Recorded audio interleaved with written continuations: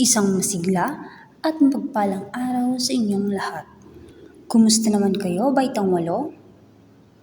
Okay, mabuti naman kung ganon. Halina't samahan niyo kung kilalanin ang panibagong aralin. Ito ay ang tungkol sa pandiwa, pagbuo at ang aspekto ng pandiwa.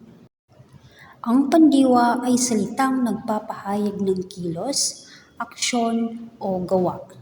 Halimbawa, kumain, mag-aral, bigyan, at malinis. Ang pandiwa rin ay maaaring proseso o pangyayaring karaniwang sadya, di sadya, likas o di likas.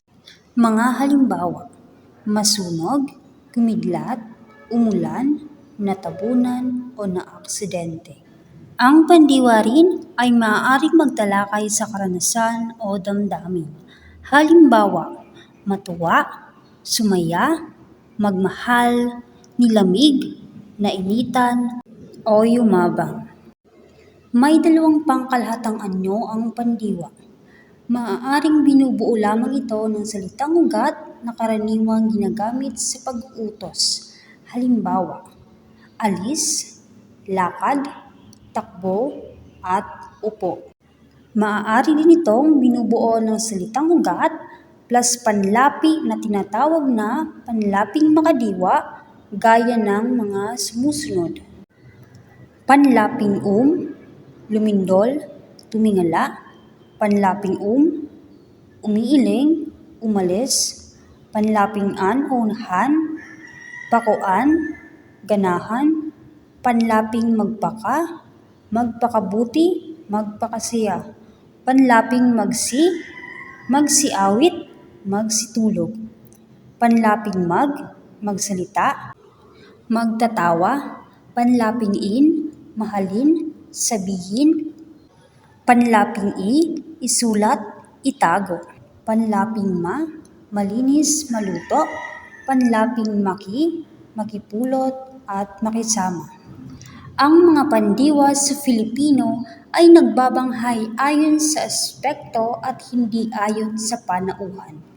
Ang aspekto at katangian ng pandiwang nagsasaad kung kailan nangyayari, mangyayari o isasagawa pa lamang ang kilos. Para sa aspektong naganap o perpektibo, ito ay nagsasaad na tapos nang gawin ang kilos.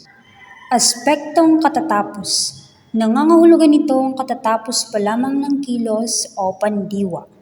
Nabubuo ito sa pamamagitan ng paglalagay ng panlaping ka at pag-uulit sa unang pantig ng isang salita. Ito ay nasa ilalim din ng aspektong perpektibo. Ikalawa ay ang aspektong nagaganap o imperpektibo. Ito ay nagsasaad ng inumpisahang kilos at patuloy pa rin ginagawa at hindi pa tapos. Ikatlo ay ang aspektong magaganap o kontemplatibo. Ang kilos ay hindi pa nauumpisahan at gagawin pa lamang. Mga halimbawa para sa perpektibo: nilikha, tumayo, sinabi, nag-alaga. Para naman sa perpektibong katatapos, kalilikha, katatayo, kasasabi, kaaalaga, at para naman sa imperpektibo, nililikha, tumatayo, sinasabi, nag-aalaga. Sa kontemplatibo naman, lilikhain, tatayo, sasabihin at mag-aalaga. Naunawaan po ba ang ating talakayan? Sige nga, ano nga ulit ang aspetong naganap o perpektibo? Magaling, ito ay nagsasaad na tapos nang gawin ang isang kilos.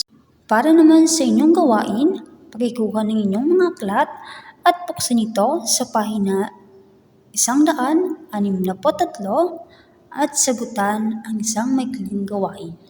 Panuto, punan ng linya ng mustang aspekto ng pandiwang kokompleto sa diwa nito. Isaalang-alang ang salitang ugat sa loob ng panakulong at isipin ang akmang panlaping makadiwa sa pagsagot. Tignan ang halimbawang ibinigay upang masagutan ang inyong gawain. Maraming salamat sa pakikinig at aktibong pakikibahagi sa ating talakayan.